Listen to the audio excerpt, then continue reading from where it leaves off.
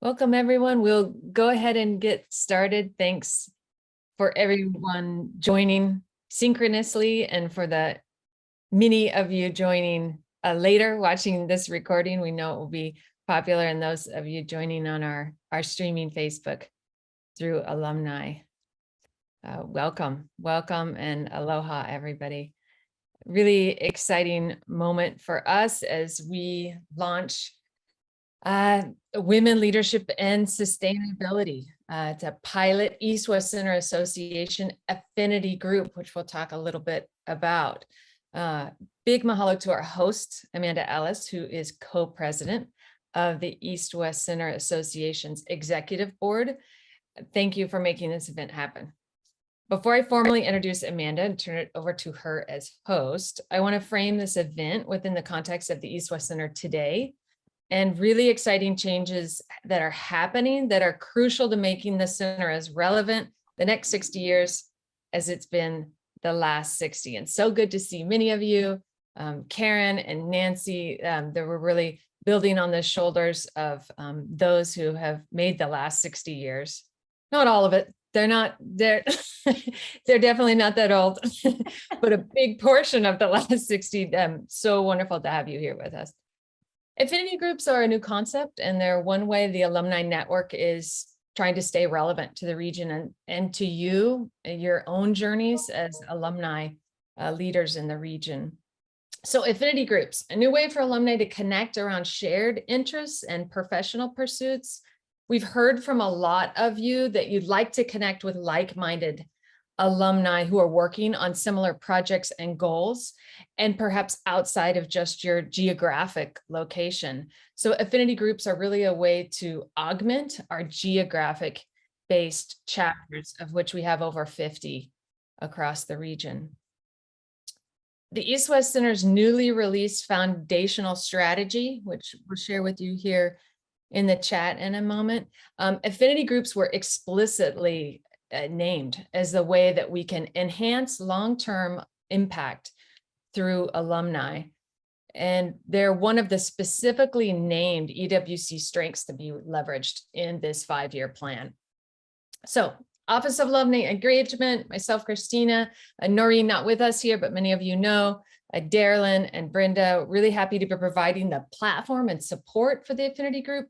But really, this is East-West Center Association, and specifically, thanks again, our co-president, Amanda Ellis, are really the hosts because affinity groups are meant to be alumni driven. So this is exploratory, our first event to see interest. So let's get started. As we turn it over to Amanda, she'll be introducing, you'll be hearing from a really remarkable alumni speakers. Please start going ahead and adding your questions in the chat, and we'll collect those. And as we move towards a moderated discussion and then towards open Q&A in the audience, we'll pull from those. So if you're curious, drop it in the chat. So for those of you who don't know her, I don't have the pleasure of knowing her, Amanda Ellis, let me share a little bit about her. And again, we're so lucky to have Amanda as our co-president of our East-West Center Association. She is our former UN ambassador, Amanda Ellis. She was a degree student at the center in the 1980s, where she met her husband.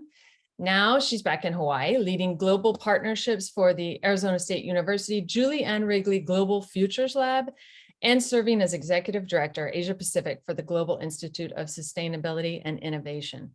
Amanda has had a host of fascinating roles during her international career, including founding the Global Gender Program at the International Finance Corporation, lead specialist poverty reduction and economic management at the World Bank, Deputy Secretary in the New Zealand Foreign Ministry, and the first woman to lead New Zealand's AID.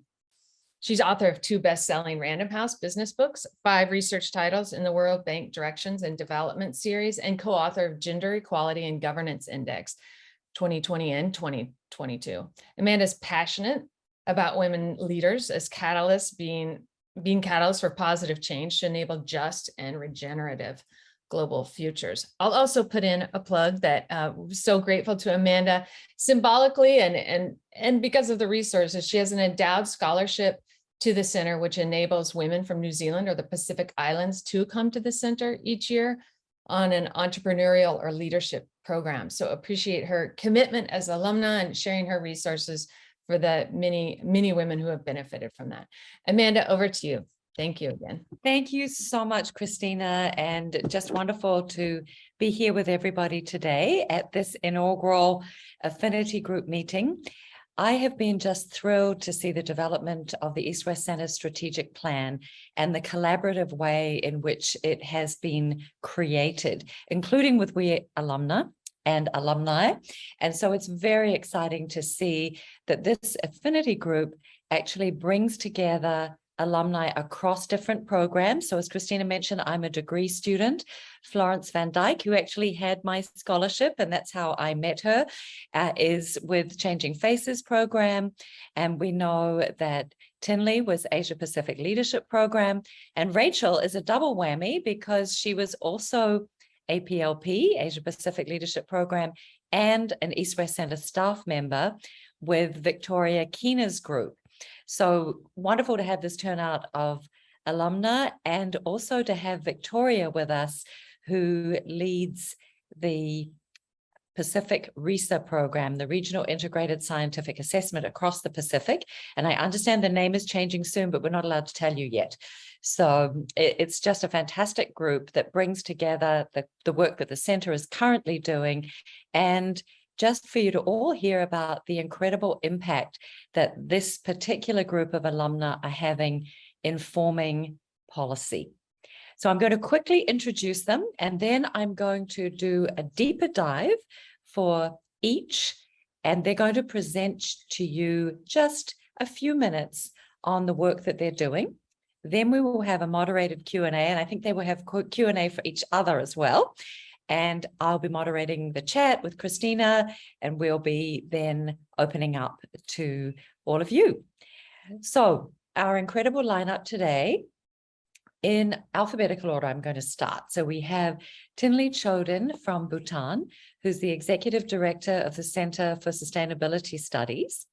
And Thinley and I met actually when she brought a group of Bhutanese monks to the East West Center. And then she organized an incredible trip for us back to Bhutan. So there's just so many ways that we can engage and help set up the initial chapter for alumni in Bhutan.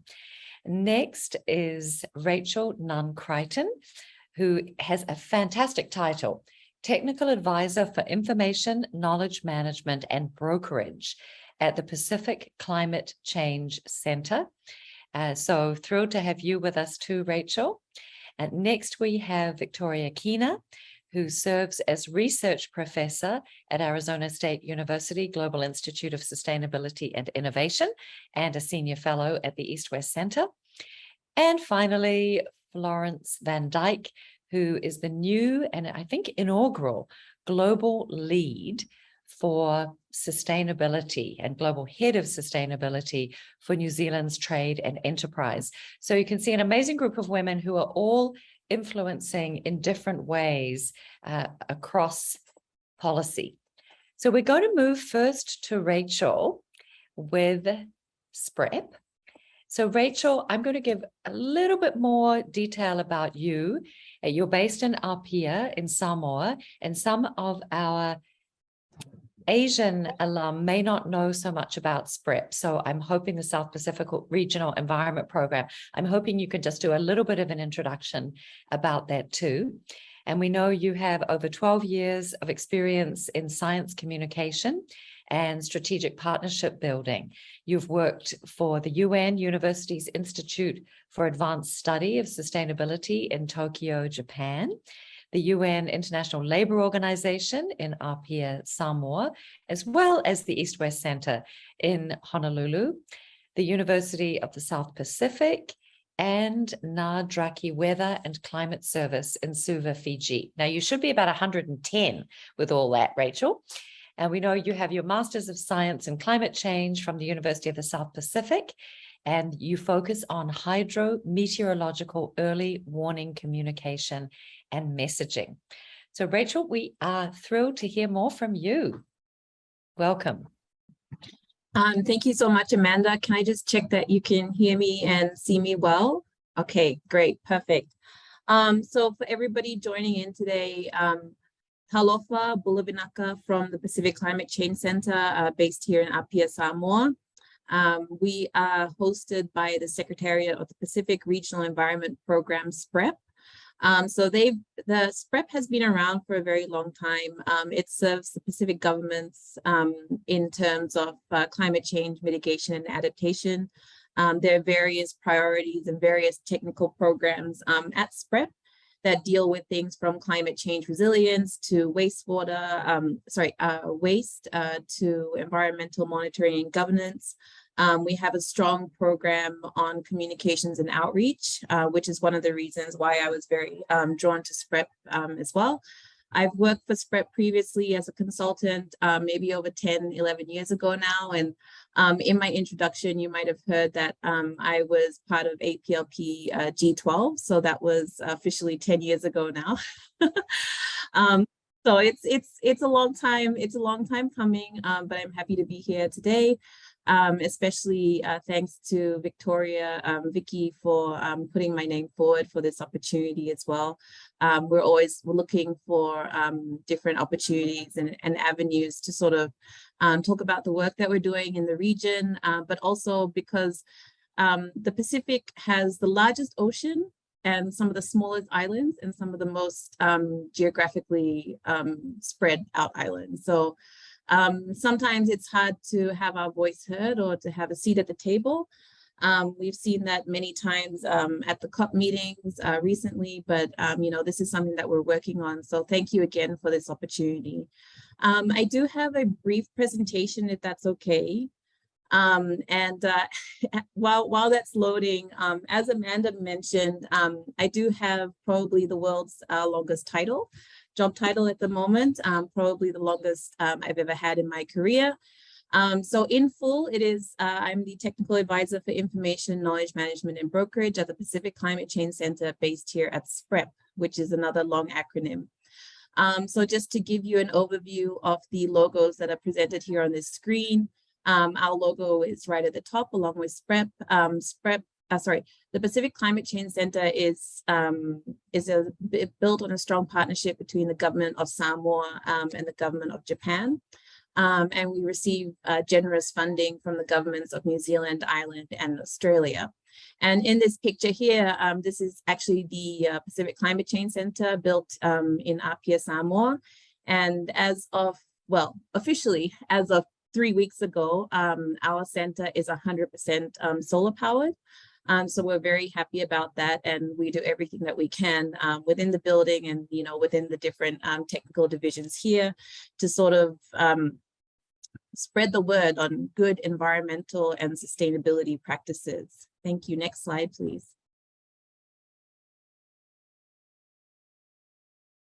All right, so just to give you a brief introduction of where I'm at now and what I'm doing. So one of the things that I get asked very often is what exactly is a knowledge broker? This is also something that I had to do a little bit of research on before joining the team here, because the only brokers I knew were financial brokers. So basically, a knowledge broker is somebody that connects people. And, I think in all fairness, everybody is a knowledge broker in their own way. For me at this point, I work between the providers of weather and climate information and the users of weather and climate information to make sure that the information that is being generated remains relevant, remains usable, but also trying to feed back some of the information that we get from users on how they're using this information. So this might come up and be of interest to some of you in terms of informing policy. I know last year we had a series of webinars around the IPCC reports that were released.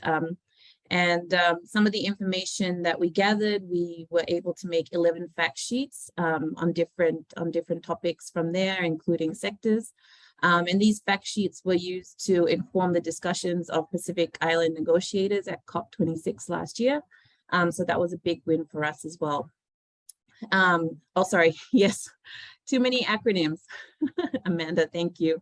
So just as I mentioned, the Pacific Climate Change Center, or the PCCC, is the Regional Center of Excellence for Climate Change Information Research and Innovation, hosted at SPREP and established in 2019. So we're still a fairly new center.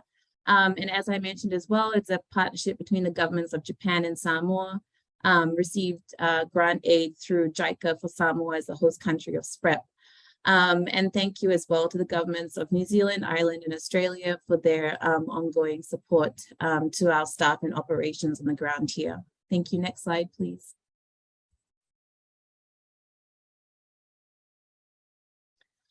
So I just want to run you through the key functions of the Pacific Climate Change Center. As I mentioned, I'm mostly focused on the knowledge brokerage side of things. We also have other advisors that are dedicated to applied research, capacity building, and innovation. So as you can see here on the screen, these are the 4 key functions of the center. And my role is really to build partnerships between the providers and users of climate change information to improve access to scientifically robust practical information that can be used by the right people at the right time and in the right formats.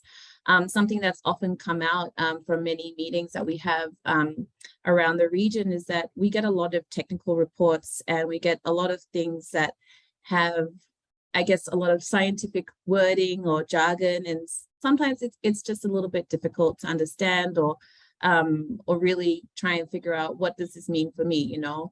So if I'm seeing a weather report that says, you know, a tropical depression is moving XYZ, you know, closer to me, does that mean I taking my laundry? Does that mean I secure my house? What does that mean for my family and I? So that's sort of my role, and that has been, you know, my role for quite a number of years now. As Amanda mentioned, over 12 years now, kind of working in this space in different areas of the Pacific. Thank you. Next slide, please.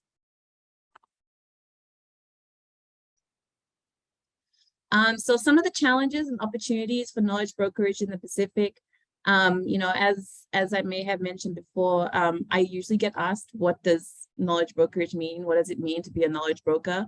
You know, and I like to reply and say that everybody in their right, you know, in their own right is a knowledge broker. You know, we talk to people all the time. We have, you know, different kinds of exchanges. This is all, you know, part of information exchange and knowledge exchange. So some of the challenges that we have in the Pacific are that, another acronym, Pacific Island Countries and Territories picks a geographically unique telecommunication challenges to reach every community. Information that is disseminated can be too technical to be actionable, and dissemination methods can be limited. So sometimes you might see in the Pacific, we have, you know, for example, in Fiji, I'm from Fiji, so I can talk to this. We receive weather alerts that are sent out via social media, for example, but you know, how do you reach people in the outer islands that don't have a smartphone or don't have internet access? So it's about finding every possible way to reach every community and every last person on the ground. And honestly, sometimes it feels like a really big job, and sometimes it feels impossible.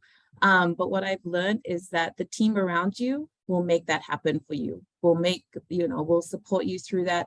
They'll provide guidance for that, and everybody has their own specialty. So it's really about finding a good team around you for that kind of support, that kind of leverage as well. There's also a big challenge in the Pacific is that we have a diversity in languages, and more often than not in one country. I know, for example, PNG has hundreds.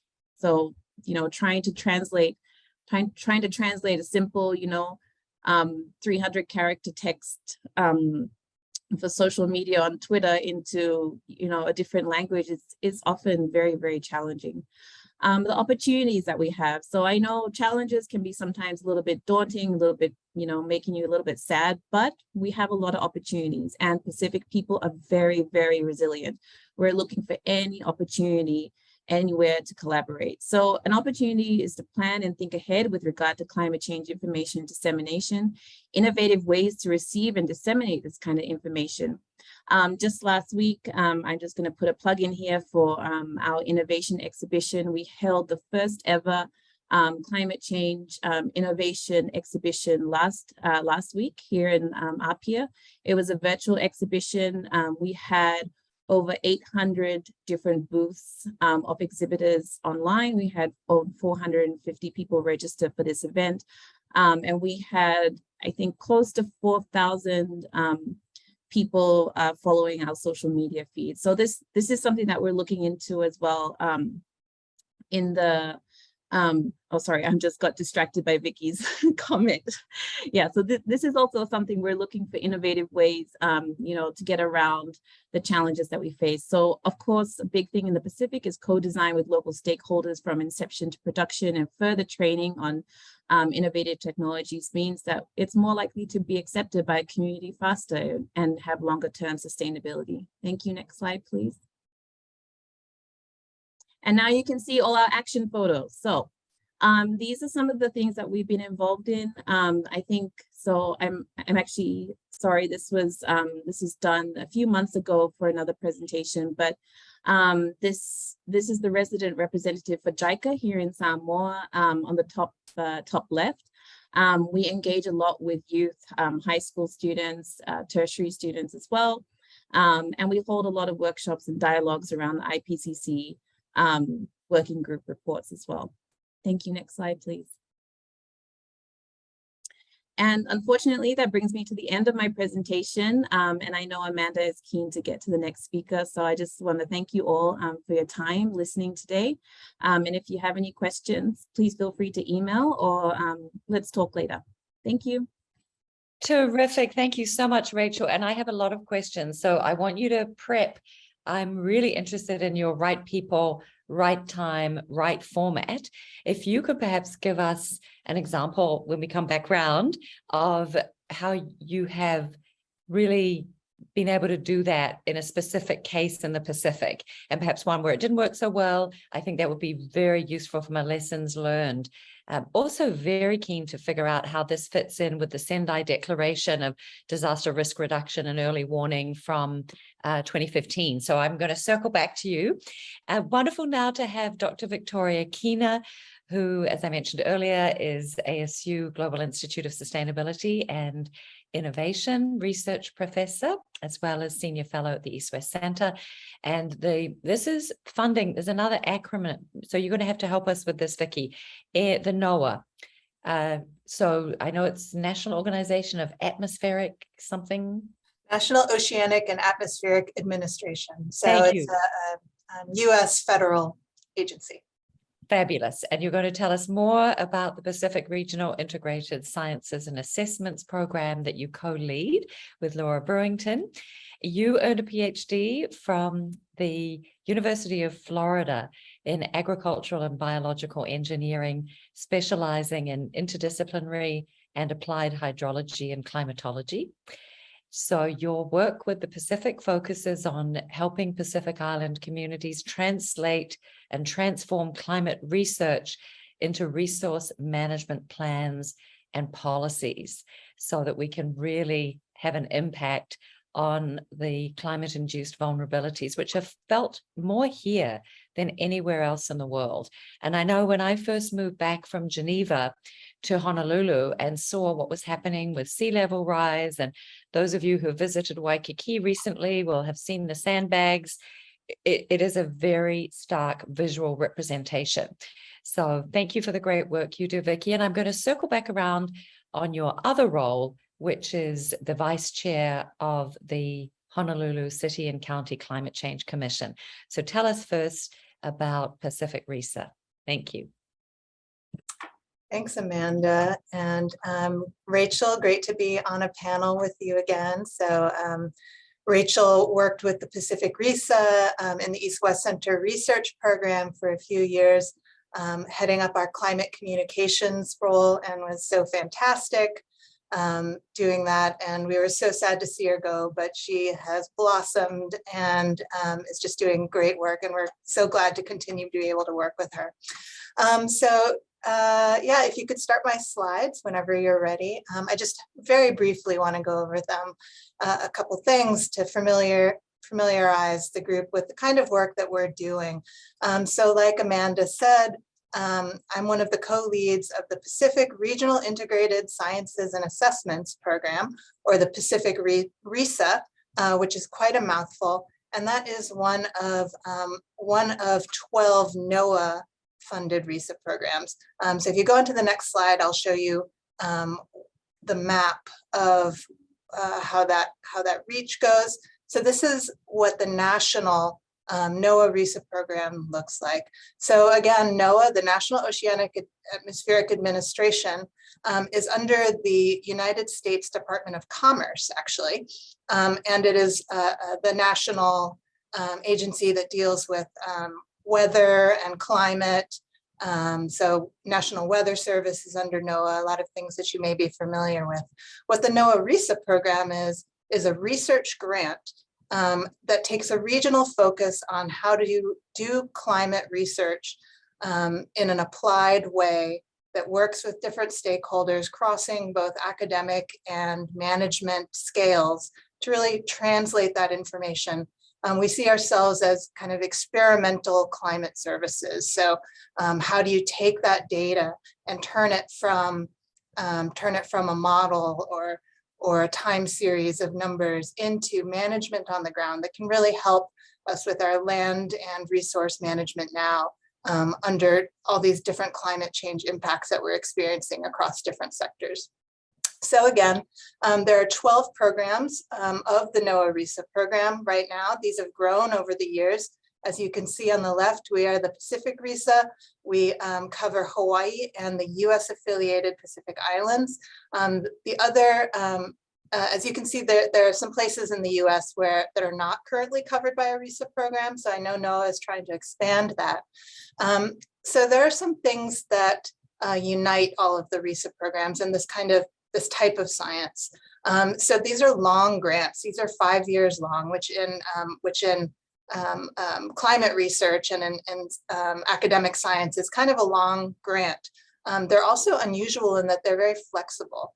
They have to be because they are use-inspired experimental climate services, which means a lot of times our researchers and our practitioners are responding to climate events, kind of climate variability events as they happen. So we're working with people on the ground to do research as it happens and build those out into future building adaptation capacity. So although the RISAs have different foci, research foci, a lot of commonalities across the program is that we're all interdisciplinary. So we're made up of physical scientists, so climatologists, oceanographers, hydrologists, physicists, as well as social scientists and other scholars, legal scholars, decision scientists, psychologists, economists. So we have a lot of different types of people working together on these problems because it really recognizes that the climate crisis has to be approached with a very integrated and holistic set of skills as one of those kind of wicked problems. The RISAs are also, they believe in the co-production of research. So really that's saying that the researchers are working with folks on the ground, whether that's people in management positions in agencies or people in local government or national government to really determine what the gaps are in terms of climate knowledge in different sectors and continually have a dialogue with end users on how to apply this science to manage problems. And then also we see ourselves as a boundary organization. So we work across the science to policy boundary space. So we like to think that we're informing, our science is helping to inform policy at different scales. And we therefore try and frame our work in policy and decision relevant contexts. Next slide, please. The next slide is just a close-up of the region in which we work. So we do work more internationally as well across the Pacific Islands, but our focus is on Hawaii and the US affiliated Pacific Islands region. So that includes the freely associated states, the territories, Commonwealth of Northern Marianas Islands, the remote national monuments and atolls. And on this map, you can see the EEZs of those areas highlighted. Next slide, please. So here is our core team as it stands right now. So this is the team of PIs or principal investigators from across the different institutions in which we work that are on this core team. This is a women in environmental and sustainability affinity group. So I will note that we have a lot of women on our research team, a lot of great female scientists working with us, and we collaborate with a whole bunch of people across the Pacific. I will forward it one more time, forward one slide. I think this is my last one. And then just really fast, I wanted to give you just some overview of the type of projects that we work on. So like I said, we are an interdisciplinary and applied climate adaptation research program. We're very collaborative in how we pioneer new climate services in that research to action, science to action framework. And we want to help inform climate policy through our research and our partnerships and outreach with other groups such as SPREP and Rachel and the PCCC. So some of the projects that we're working on now are about ecological security. Laura is actually in Palau right now, just having finished the first Ecological Security conference. We work on sea level conditions, both training and tracking through the Sea Level Center here at University of Hawaii. We run peer-to-peer exchanges where different leaders at different scales of either governance or organization can exchange ideas around how to best prepare for some of the impacts of climate. We are modeling past and future changes in extreme rainfall. And how that affects decisions that people are making in terms of land and water management. Some of our new work in economics is looking at natural capital informed decision making. So looking at quantifying natural capital accounts, which is fresh water, land use, things like that. And this is actually part of a national level project as well.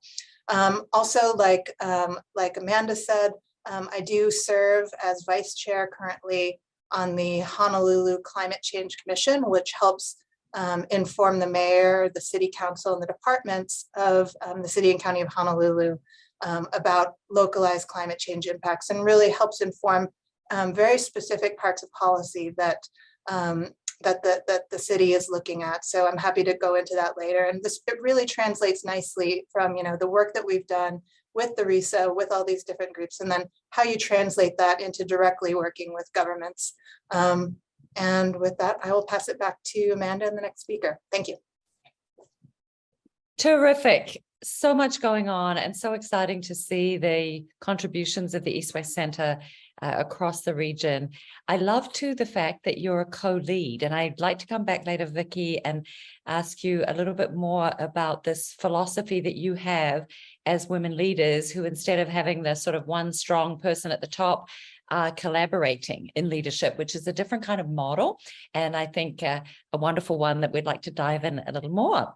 So now my great pleasure to introduce Thinley Choden, who is a social entrepreneur and consultant with experience across climate change, youth, and women's empowerment.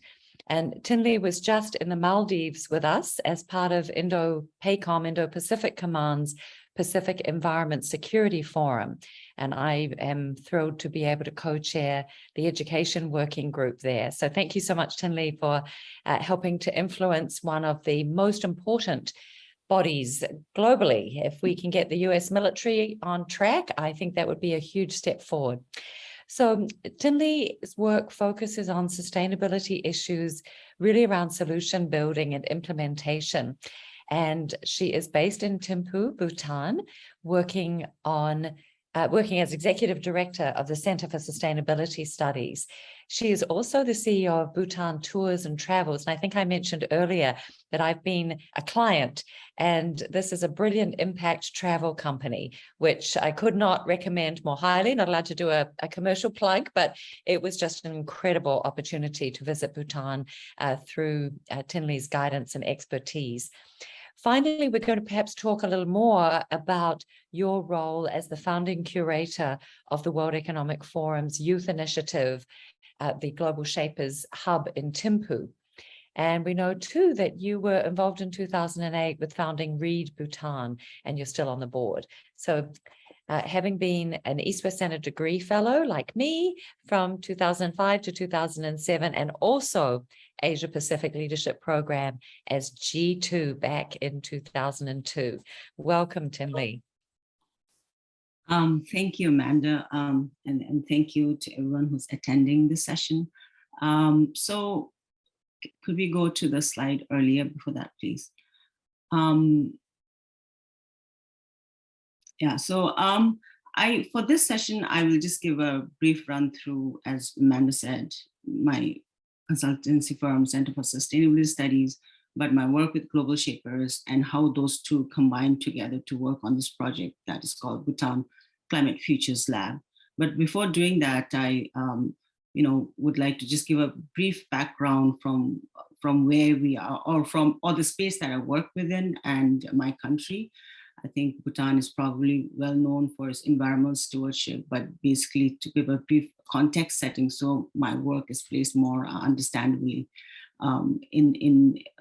and also the impetus for it as well. So next slide. So if you look at Bhutan at a glance, we have about 75% of our country is under forests. 95% of our Bhutanese population live on agriculture, and 5% of our forest is commercially land, and we are carbon negative. So in terms of environmental stewardship and environmental leadership from the government, it's very well recognized and very strong. And next slide, if you look at even our geographical location, we have protected area of about, like I said earlier, 51% of the country in 5 national parks, 4 life sanctuaries, 1 nature reserve, and 9 biological corridors that connects all these nature reserves. So sometimes I jokingly say Bhutan is a big national park in some ways as a country.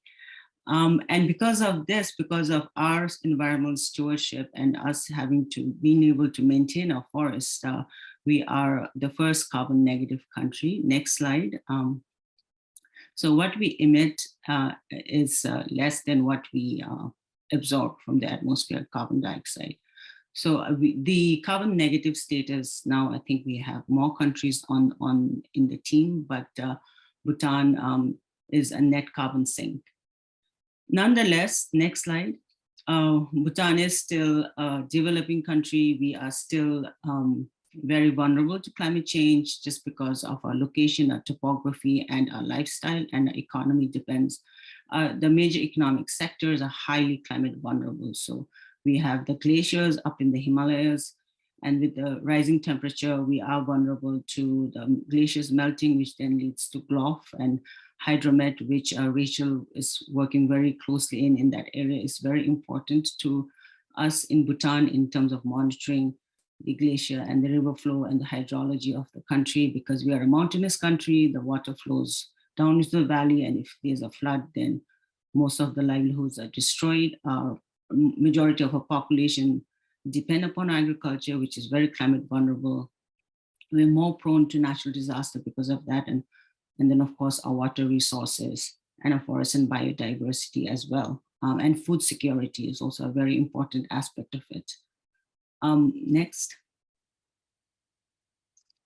So if you look at this, these are some photos that I took recently, some of it from the newspapers of what climate change is doing currently in Bhutan. And I think that's something that probably is not heard of about Bhutan's climate disaster in the international news, but we nonetheless face constant uncertain weather conditions, which impacts the lives of the majority of our population, who are mainly agricultural farmers. Next. So within that context of us being a climate carbon negative environmental leader, but yet very vulnerable to climate change, my work is located within that ecosystem of, okay, how a government that is very pro-climate, yet at the same time, we have a growing number of young people who are not necessarily, maybe don't necessarily understand the impact of climate change, because environmental conservation and climate change, of course, is two different things, and conflating those two issues is most of the time conflated and seen as one.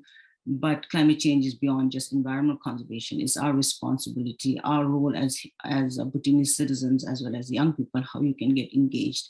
And there's a big gap there. There's a big gap in terms of the young people's understanding of climate change, as well as from the government side of engaging young people.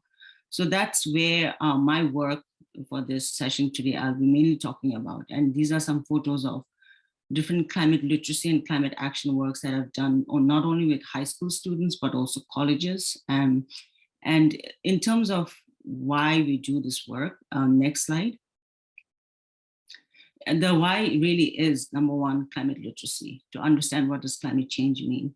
Why is it important to us? Why is it important to them as young people, and what is their role? How can they find their space and role within this space? And it's also for policy dissemination.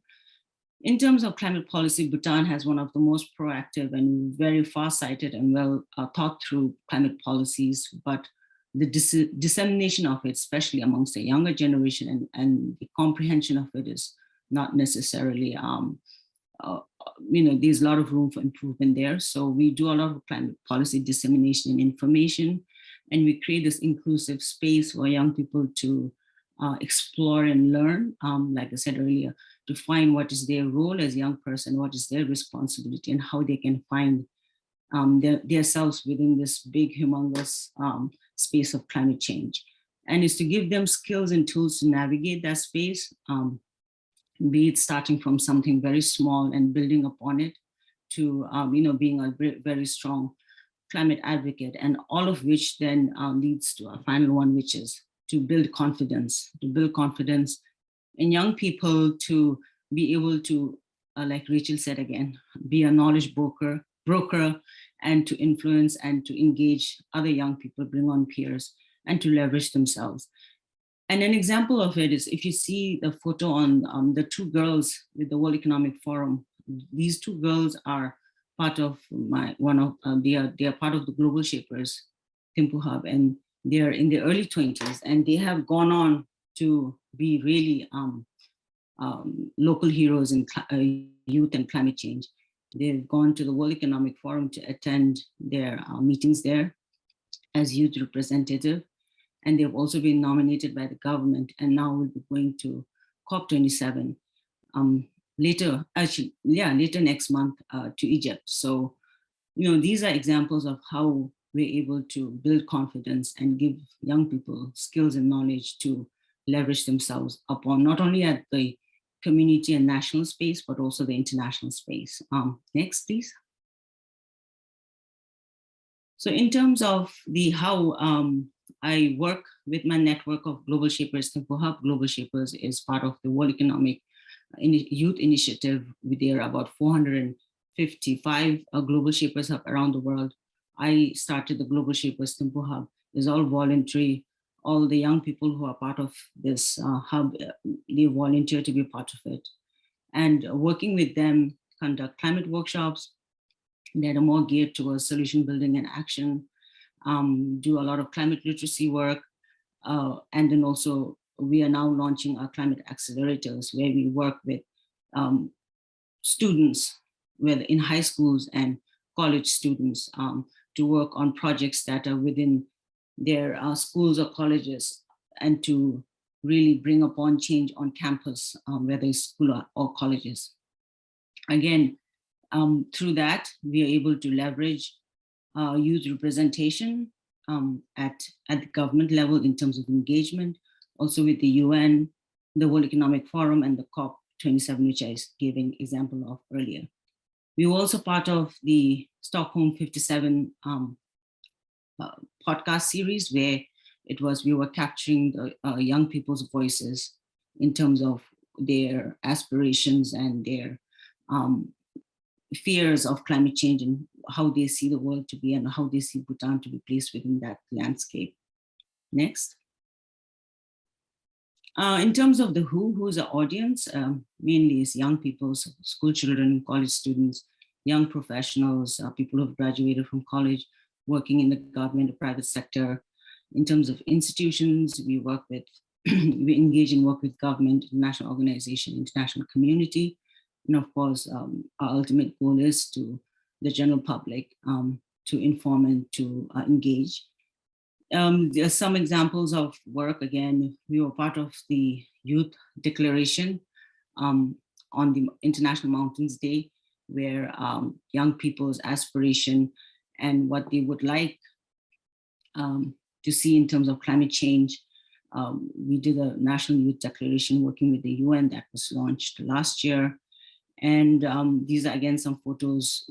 The photo on the top right is actually the youngest group of the students we work with. These are 5th and 6th graders. Next. And obviously, I can't finish a presentation without talking about gross national happiness coming from Bhutan. But basically, if gross national happiness, the 4 pillars of, it's very, very aligned with the current mood in terms of just trends in, well, I shouldn't say trends, in terms of aspirations in the climate change space and how the holistic approach and kind of having a balanced middle path towards growth and development and action. But the figure next to it, is the 3 layers, where we can look at the world as the environment and encompassing everything, and within an environment holding the society and the economy, versus the economy holding everything and the environment and the society being part of the economy. So kind of putting the thing upside down on this head. Next, and that's about it from me, and just ending it with a photo from Bhutan. Thank you. Terrific. Thank you so much, Thinley. And I think we really see the similarities in terms of challenges faced by Pacific Islands and a small landlocked country in Asia. So the real message for me is just seeing how the climate crisis is really impacting so much, and it's really inspiring to see the very practical work that you're all doing. Love the work with youth, have all sorts of ideas going on, and in fact, I want to put out an invitation to everybody now, and we'll come back to this. We will have a booth with the US Climate Registry, which is the US states, and Boston Consulting Group at COP27. I will be delighted to help organize programming. It's about 50 people who can be seated in our space in the Blue Zone. So if you would like to do an event with Young Global Shapers, if you'd like to promote some of the Pacific Island work, very, very happy to look at that cross-fertilization as part of the outcomes of our first affinity group meeting.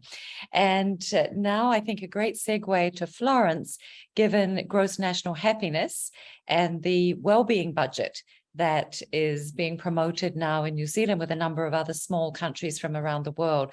So thrilled now to introduce Florence Van Dyke, who is, as I said earlier, the Global Head of Sustainability at New Zealand Trade and Enterprise. And this is the New Zealand agency that helps New Zealand businesses to grow and have a positive impact internationally. Florence is also co-founder of Cheer Sisters, a very dynamic co-led, again, wonderful to see women co-leading, international functional health and beverage company. And I can testify to this being absolutely delicious. Florence was so sweet and had a whole case delivered to me last year when I was back in New Zealand looking after my mum. And I'm sure I attribute some of her recovery to having these very healthy beverages. So thank you. Thank you, Florence.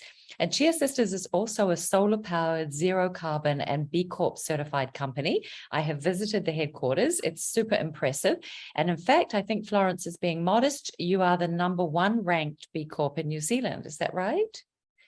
It is. Yes, and Florence has also been instrumental in getting many businesses in New Zealand together to focus on climate action.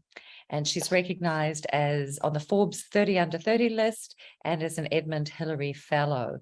And I was thrilled to see more of her when she was in the US just recently, completing a master's in law focused on business and climate change at Berkeley. So thank you, Florence, for being with us today. Take it away and tell us more about your new exciting role. Thank you, Amanda, for that very, very kind introduction. And it's very hard to follow you, Thinley, because some of that work that Bhutan's doing is absolutely incredible. And I couldn't believe that emissions profile to be sequestering more than being emitted is just so amazing to see Bhutan taking that leadership position on the world stage. Christina, I'm not sure if my slides are ready to go off. I'm meant to be sharing them. Perfect. So Amanda's already done a really nice introduction, but I'm the Global Head of Sustainability at New Zealand Trade and Enterprise. And I wanted to start by introducing myself with an Indigenous Maori greeting. And I can share a bit more about that on the next slide too. So haere takamua, takamuri, kua iwhai, tina koutou katoa, ko whangamo, te maunga, ko mahitahi, te awa, ko aorere, te moana. Ko Florence taukuingoa, tēnei te mihi mahana tia koutou, tēnā koutou, tēnā koutou, tēnā koutou katoa. And the reason we start with this Indigenous Māori greeting in New Zealand called a mihi is because our connection to the land is the most important thing about a person, and it's the most important thing that should be introduced first when you're meeting new people. It's more important than your name, and certainly more important than your job title. And I wanted to share a little bit more about how I ended up in this role, which, as Amanda noted, I was founder of a company called Chia Sisters. You can see some of our drinks on the next slide. And as I built that company, I started realizing the benefits of, oh, actually, it looks like it's not on the copy I sent you. So that's fine, just leave that up. But while I was building Chia Sisters, I realized the benefits of doing sustainable business. So as we grew, we tried to incorporate sustainability more and more into everything that we were doing. So when we moved into our own factory, we lined that factory with solar panels to become New Zealand's first solar powered beverage company. When we started hiring more staff, we paid them the living wage, which is 25% more than the minimum wage in New Zealand. And it's the amount calculated to have not just the necessities of life, but to be an active citizen in society. So around $25 an hour. And we started thinking more about climate change. And we measured our climate change, we measured our carbon emissions. We reduced them as much as possible by insulating our bottling line, by reducing our food waste to almost zero and shifting to electric vehicles. And through that process, I really started to realize the benefits of working with other businesses in this process, that the biggest impact that we could actually have was collaboration, sharing climate solutions and sharing carbon data. So it was with that in mind that my sister and I founded Businesses for Climate Action, and that spurred my master's program in Berkeley to study more about business and climate change. And it's also encouraged me to take this position at New Zealand Trade and Enterprise to support New Zealand exporters to become more sustainable for the good of New Zealand and for the good of the world. So I wanted to start with a few facts on why New Zealand businesses are really unique and why they have the opportunity to be leaders in the world in this. So New Zealand has 5 million people and we have enough land to feed 40 million. And I thought just to put that in perspective, I would share that the United Kingdom is a smaller geographical size than New Zealand, but has 67 million people. So I haven't done the maths on that, but it sounds like, about 13 times the population in a smaller area. So that gives you an example of how much space we have here in New Zealand. The second really interesting point about New Zealand is we have a thriving Indigenous Māori economy that's growing 5% year on year. And a really interesting thing about our Māori businesses and their way of their business frameworks is their intergenerational approach, which is so fantastic when we're talking to climate change and talking to sustainability. To give you an example of that, a business that I've worked with, Wakatoa Corporation, they have a 500-year strategy what they want Te Tauihu, the top of the South Island, to look like in 500 years time. And they have got input from community, from other businesses, from all sorts of stakeholders to create that plan called Te Paewhiti. Number 3 is that New Zealand is the easiest place in the world to do business. And we're also the least corrupt country in the world, alongside Scandinavian countries, Norway, Denmark, and Sweden. And we have a strong reputation globally as a values-led economy. So Boston Consulting Group just noted last month, from the perspective of sustainability, from the perspective of caring for the environment and a multicultural society that actually functions, people look to New Zealand as a light on the hill. So just moving on to the next slide, I want to use that context to talk a little bit more about my role. So my role is to really see this opportunity out that I've written there, to be a global leader, for New Zealand to be a global leader in sustainable business. And we have 4 strategic goals to bring that to life that I'm starting to work with alongside a team here at New Zealand Trade and Enterprise. First is to inspire New Zealand exporters, and that's both from a risk perspective and an opportunity perspective. And also, when we're talking about that inspiration piece, we use a framework of environmental, social, governance, and also culture. So threading that Te Ao Māori weave in that I was talking about earlier. Number 2 is enable all New Zealand exporters to implement sustainability strategies. So broadening access to information and tools, and really using private-public partnerships to do that. In New Zealand, we are the first country in the world to require big businesses, so all of our listed companies, to disclose climate-related financial risks, which basically means that they are required to measure and reduce carbon emissions and disclose that transparently. And while that only applies to listed companies, it actually has a huge amount of knock-on effects, because as businesses measure their scope 3 emissions, they of course need to ask their suppliers for their emissions. So that shift is taking place next year, and I'm really excited to see how that changes the ecosystem here in New Zealand. Third is leaning into international best practice on this a bit more. I want to lead into Bhutan in particular, because what you are doing is so incredible. And I think New Zealand's a very isolated country, and sometimes we like to pave our own way. But I really believe with sustainability, with climate change, these are global issues, and we need to be collaborating with the world on solutions. And the last one, of course, is walking the talk. So the New Zealand government has quite stringent carbon budgets for all governments or all ministries, including New Zealand Trade and Enterprise. So we are required to reduce our carbon emissions by 25% before 2025, so coming up very soon, and by 40% by 2030. So that's not offsetting, that's a true reduction. So I'm really enjoying walking the talk on that as well. A few more Zoom meetings for me rather than flying. So that's all for me, but really looking forward to some Q&A.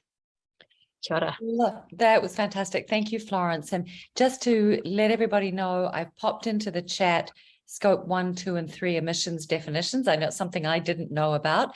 The interesting thing is that 90% of businesses, of big businesses, have now committed to net zero by 2050. So there will be this focus not only on scope 1 and 2, but also on up and down the value chain, both consumers. Imagine if the oil companies have to start thinking about how consumers are emitting. It's going to be very interesting. So yeah, just a really important concept. Florence, I'm going to want to come back to you on a couple of questions, but we've got a few things in the chat as well. So Thinley, there was a question for you from Christina Varan about gross national happiness, as opposed to how in the US we have to keep convincing the private sector about profitability as a priority. And I thought this was a nice intersect for you and Florence, because Florence has really just shown us how the path to sustainability need not be one that is at odds with sustainability, the path to profitability and sustainability. So just wondering if Thinley and Florence, you can both speak, given you're both business owners and you're both helping to inform policy too. Mm-hmm. Well, in terms of Bhutan and the US and the comparison and the differences in approach, it really, I would say, it boils down to history and culture and the composition of the country and the politics revolving around that, all of that, because Bhutan is, it's always been an independent country. We are fairly homogenous. We follow, 75% of our country is Buddhist, 25% Hindu. And we are a country of 750,000, and we have a very wise, compassionate, very people, citizen-centered leadership in our monarchy, who is responsible for conceptualizing and coining this concept of gross national happiness. Our previous king, we call it the retired king. He's still around. He stepped down. He let the son be the king. He's a retired king. He is the one who conceptualized this idea of gross national happiness in late 70s, early 20s, when sustainable development wasn't even a defined concept within the UN and the international community. So, we had this history, and I think, you just can't blame it on history, because you learn from history and you can change the course of the future. But I think more importantly, it just boils down to values and how values are integrated at an individual, family, community, but how that is reflected and manifests at a national scale. So I would say that, I think, in terms of the differences of Bhutan versus the US, because I think US is a very complex country. But last point, happiness, I just want to say, just because we have gross national happiness doesn't mean we are a happy country.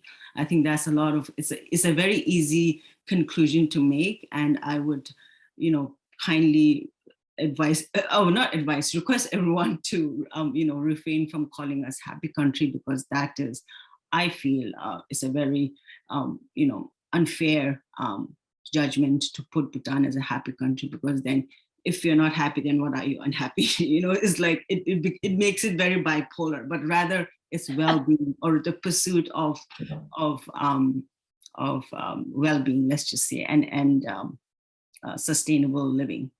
We love that pursuit of well-being. And as a boring old economist, before I pass to Florence, I wanted just to point out that a recent study from the OECD estimated the free ecosystem services provided by nature are somewhere in the vicinity of $95 to $130 trillion a year, trillion with a T. And that, of course, is larger than the global economy. So often we take nature's services for granted. And I think natural capital accounting is another interesting area, which somebody had mentioned in the chat. I think you had talked about too, Florence. So pass over to you, Florence, and then I want to come to Vicky on the Honolulu Commission, and back to Rachel on disaster risk reduction. Florence. Thanks, Amanda, and really interesting insights, Thinley. I think from my perspective, none of these are absolutes, but certainly consumers across the world are increasingly very interested in spending their money in ways that align with their values. And there's been a lot of research done in the last couple of years to show how the pandemic really propelled that trend forward. So people started thinking more about where they were spending their money and who they wanted to support in such difficult circumstances. And so that's created more opportunity for businesses that are doing the right thing to succeed, which is really great. Another interesting point on that is Gen Z, the youngest generation, have come through. One of the big trends coming through in that generation is honesty, and they really want honesty from business. And millennials are said to be the ones ones that wanted values, and Gen Z want proof of that. And so that's another way that, businesses that really are doing the right thing are succeeding in this new commercial environment, because Gen Z are asking the hard questions, and greenwashing isn't enough for them anymore. And I also think another point that's relevant to this is that there's a lot of countries globally that are having quite difficult labour shortages at the moment, and employees are increasingly wanting to work for values-led businesses. And so, as any business owner knows, you're only as good as your people. And if you can't find the right people, your business will not succeed. And so, even though this isn't a reason that I would hope businesses would become more sustainable, even as a way to engage employees and empower employees is such a good opportunity for businesses at the moment to retain and attract the very best talent. And at the other end of town, I think, the big oil companies and some other big commercials are losing a lot of employees at the moment because there's so many job opportunities out there, and people want to be doing work that they believe in. Great, thank you so much. It's a wonderful segue into Victoria, because so often information doesn't translate to the average citizen. And Rachel, you made this point too. How is it that the Honolulu Climate Change Commission, and perhaps more broadly also the State Climate Change Commission, are helping provide the information that Florence talked about, the real information? And again, a boring old economist, 2020 stat from the International Monetary Fund, which is having its annual meetings at the moment, $5.9 trillion a year in fossil fuel subsidies. Everyone in the US, sorry, those are both direct and indirect, but everybody in the US is paying $2,500 in cash in their taxes to the big oil companies, which seems kind of extraordinary given that we're wanting to move away from that. So very interested to hear, Victoria, how these commissions, these climate change commissions, are actually informing both policy and citizens. Yeah, thanks for that, Amanda. So we have two climate change commissions, as you mentioned, in Hawaii. There's the State Climate Change Commission, and there's the Honolulu Climate Change Commission, which I sit on. So the Honolulu Climate Change Commission actually was voted into, so it's in policy, it was voted into the city charter back, I believe, in 2018 by a pretty overwhelming majority of Oahu voters to establish the Office of Climate Change, Sustainability, and Resiliency in the city. And that was also funded in part by one of the Rockefeller 100 Resilient Cities grants. People might remember all over globally, there were 3 cohorts of 100 resilient cities that were funded to do this climate adaptation and action planning process through the Rockefeller Foundation. Honolulu was in that last cohort. So the Climate Change Commission was founded through the Resilience Office in the charter, and it's 5 experts in different parts of climate science. So I serve as kind of the hydrology and integrated hydroclimate application person. We have an architect who serves as kind of the buildings specialist in the built environment, looking at mitigation and energy. We've had an economist, sea level rise scientist, as well as a researcher that works a lot with communities in Hawaii, so Native Hawaiian communities and other community-based organizations in terms of climate adaptation. And really what we've been able to do is through different levels of guidance that are either kind of directed by the mayor and the city council of being of interest. So, they were example in effects of sea level rise or on shoreline setbacks. And so we're able to go and do research and bring out what matters the most at a very local level from the science and combine it with the policy into a set of very pithy recommendations and key findings that can then be used to help inform how those policies are implemented and go forward. how that interfaces with the state climate commission. So that is actually a government body. So we're all academics in the city climate one, but on the state, they have representatives, I believe it's 17, but I might be wrong about that, representatives from different parts of state government. And they all sit together on the climate change commission for the state to synchronize a lot of the climate relevant plans, management plans, and adaptation initiatives that are being worked on. Because as we all know from our own work, as well as anyone who's worked in government, things get very siloed very quickly. So we've worked before with water management groups and counties, and they've never talked to the land management group that sits right below them in the building, but they're managing these two very tied natural resources completely separately. So this body at the state level is meant to bring a lot of those initiatives together. And I think it's been really effective. Such a good point. And I love the fact that the meetings are open. So I'm often a little fly on the wall, hearing what's happening and hearing the latest research, which is just great. I want all of you to think about, is there some kind of mechanism like that in your own countries that's a whole of government approach, and especially with the reporting annually on the Sustainable Development Goals, where there is an attempt to bring together those 17 goals in an interrelated rubric, which then is reported on at the UN. And we know that there's been a voluntary statewide review done here in Hawaii. There are voluntary local reviews done in other countries. So it'd be lovely to hear from each of you. I'm going to come to Rachel now. So just wanting you to think about that and let us know how is that working in your country? Might it be relevant to some of our other East-West Center alum? And Rachel, wanted to congratulate you on the 100% solar building. So you're like Florence, you're walking the talk, but from a regional perspective rather than an entrepreneurial perspective. So that's fantastic. We'll have to get the East-West Center on that, Christina. We want to be thinking about how that East-West Center can be. Oh, and here's our wonderful president, Faraz Lum, joining just as we're talking about 100% renewable energy buildings. So this is going to be perfect. And we're thrilled, Susie, we're just doing one last intervention with Rachel from the Pacific Climate Change Center at SPREP. And then we would love to come to you. We know that you have been very instrumental in making sure that the plan was inclusive of women, Pacific Islanders, climate change, and so thrilled to hear from you.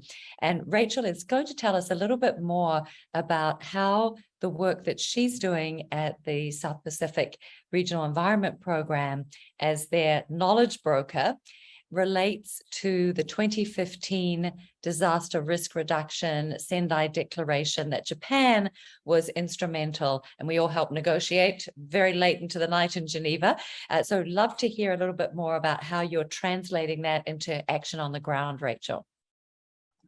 Amanda, thank you for that question.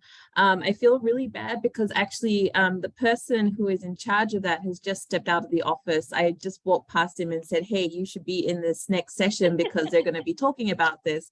So actually the Sendai framework for DRR, as you know, came about in 2015. A lot of the Pacific Island leaders found that some of the objectives, the goals, the visions could be a little bit more specific for the Pacific, given that we knew a little bit more about the context and the islands and people that we live with. So actually, give us an example of that. I think that would be perfect. You mentioned before, right people, right time, right format for your information, and would love to hear how you've brought those things together, perhaps in a practical example that you might share with us. Sure. So just finishing up what I was going to say, the framework for resilient development, it's okay. The framework for resilient development in the Pacific was actually adapted from the Sendai framework for DRR for the Pacific specifically. So my colleague is the advisor for that, and we have various working groups working with other regional organizations in the Pacific. Another big acronym for everyone here is CROP, so Council of Regional Organizations of the Pacific. PIDP at the East-West Center is also one of them. So we work closely with different technical working groups on that. I just want to give you a bit of a human story in terms of getting the right information to the right person at the right time. This is not an experience that I've had in my current role, but it's an experience that I had almost 10 years, maybe 10, 11 years ago now. As you mentioned, I used to work for a private weather service based out of Suva, Fiji. And it was sort of like a value-added service to what the National Met Service was providing.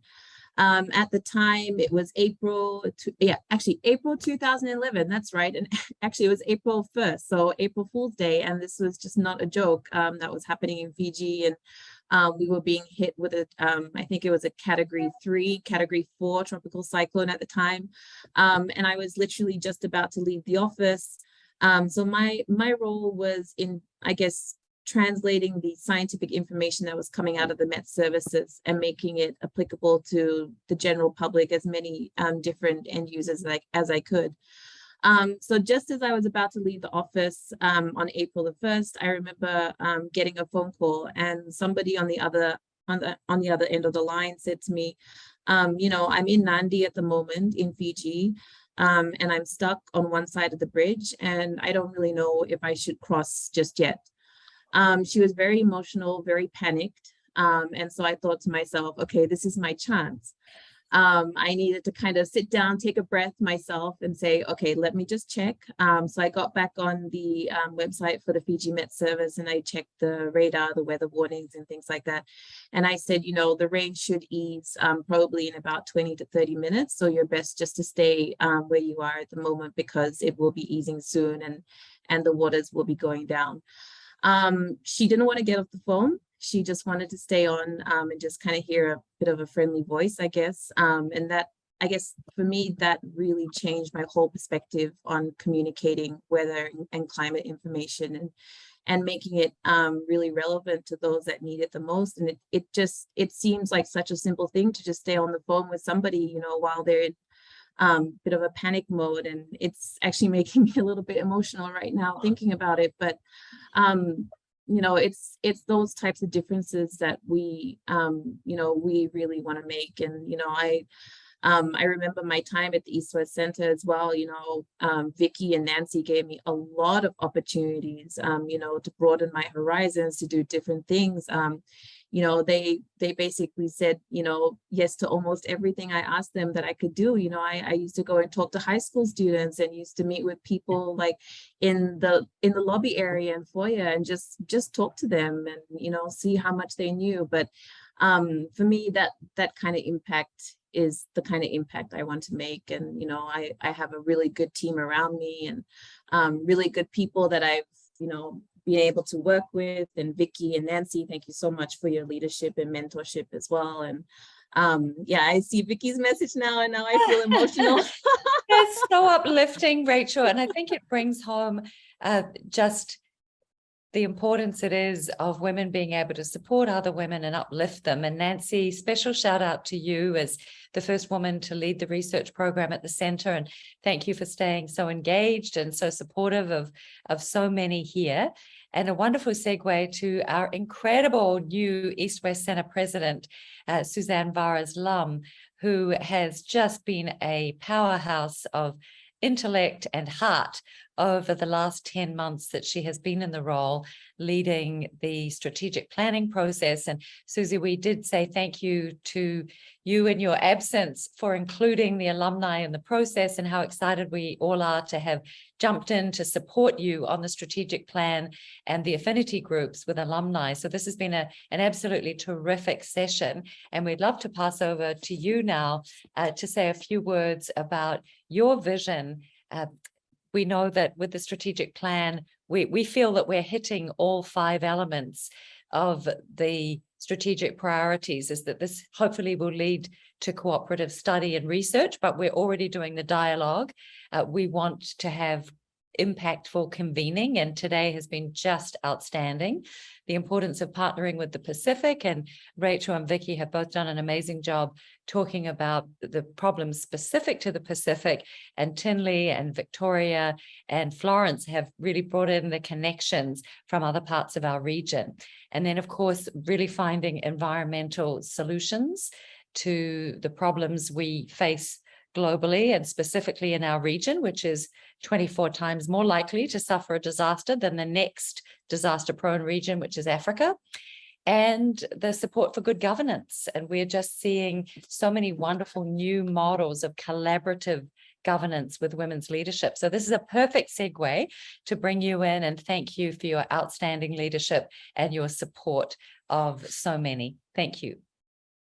Well, thank you so much, Amanda, and thank you all on the line here. It is amazing to see this collection of amazing men and women, women and men who are on the line. And this affinity group, I can't tell you, Amanda, I mean, thank you all for being here, because this is it in action. This is putting this strategy into action on the key areas where we can make a difference. I'm very excited that we were able to come out with a strategic plan. And if you want more information, please feel free to reach out. But you probably went over the areas that our vision builds upon the mission. The mission, of course, is promoting understanding between people and nations of the United States, Asia, and the Pacific. It's been the same since 1960. But what's the vision for the future as we look at the challenges that we're facing that you all have been talking about and that you're all doing something about? Is that we need to have those leaders who are developed and equipped to face those challenges of common concern. And that is the vision, is that with a network of partners and our alumni, our 68,000 alumni, 53, when I tell people that, and the change makers that all of you are, that, and when I say leaders, oftentimes people think of my background, they think, oh, is this a leadership program? No, leaders can mean different things. Change makers at the grassroots level, not just government leaders or leaders in a particular sector, but across sector, from all kinds of levels, making a difference. And that's what you all are doing. And, it's clear that the vision of the East-West Center would be a place that has impactful dialogues, that makes change, that brings people together who may not always come together, that if we can create those opportunities to do that, as you are doing now.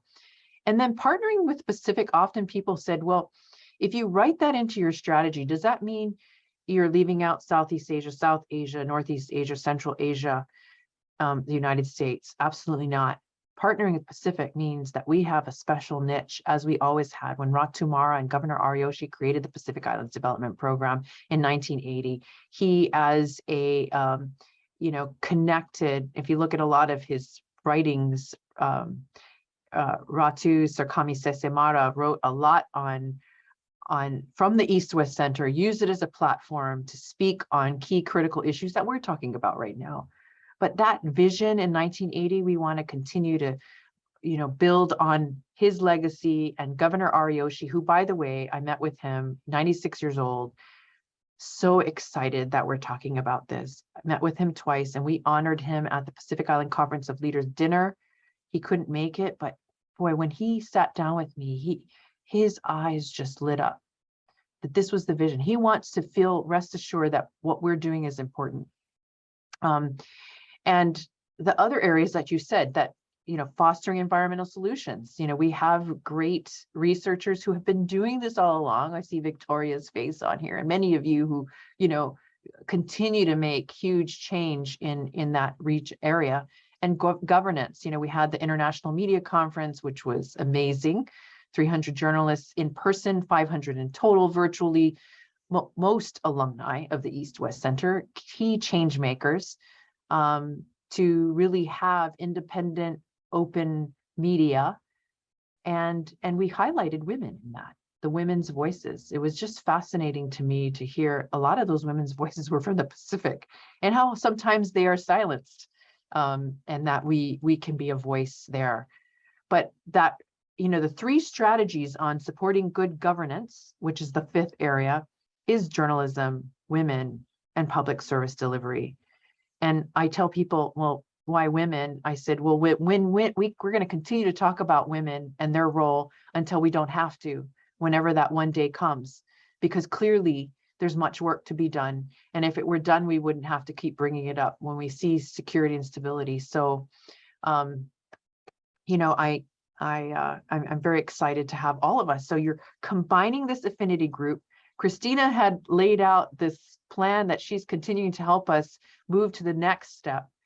And Senator Schatz mentioned to me that he wouldn't be opposed to financing something where we're doing the connection between alumni and current students and participants in region and here, right? So if we can think about ways that we can make, so we have the affinity group, what are programmatics that as we look at programs, and Christina is kind of heading that up for us. Thank you, Christina.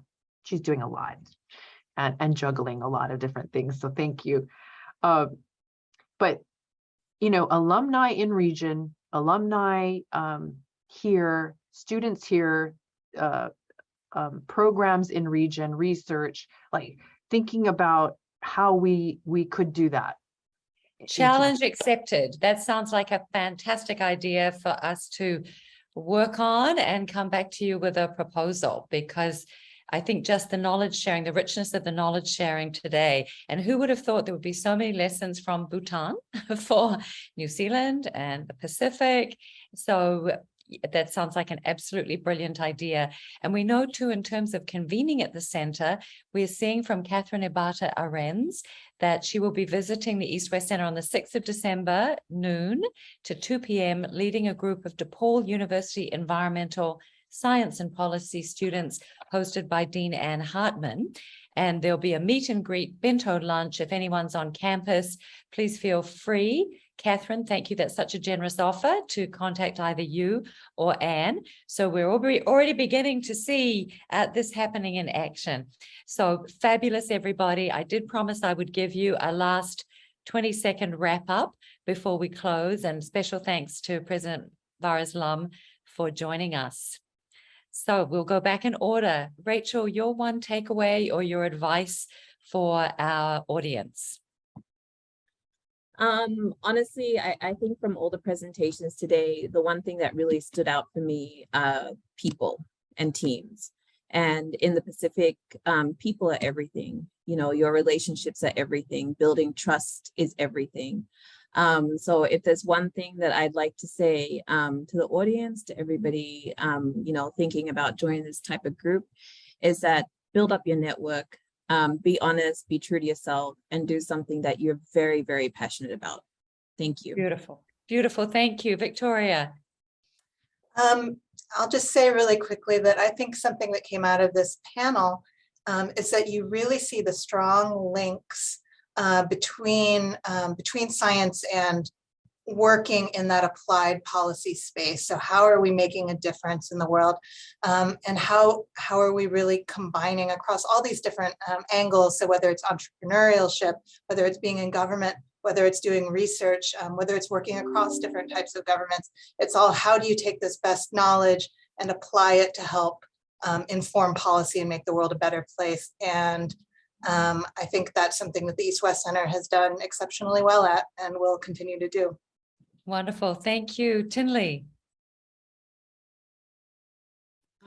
Well, I can only add, and this may sound very, very high level, but we just have, all of us, regardless where we're from, we just have one home, which is Earth. And we all have to work towards saving it and maintaining it. And how we do it as human beings and as living things on this one home called Earth is we build bridges, we share knowledge, and we include each other. Beautiful. Build bridges, share knowledge, and include each other. Wonderful. Florence.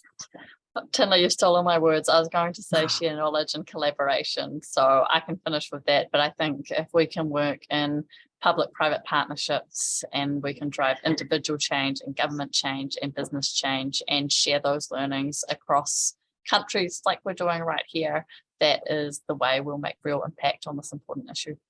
Wonderful. Well, thank you all for a terrific panel. Thank you, Christina, and your team. Thank you, President Varas Lum. And this is just the beginning. We have a challenge. We will rise to meet it. So thank you all. Next one, I think we had talked about also hosting something around the women leaders in innovation and entrepreneurship across as a next convening gathering. And we will start work on this idea of an in-person collaboration, hopefully here at the center. Love it. Aloha, everybody. Thank you so much.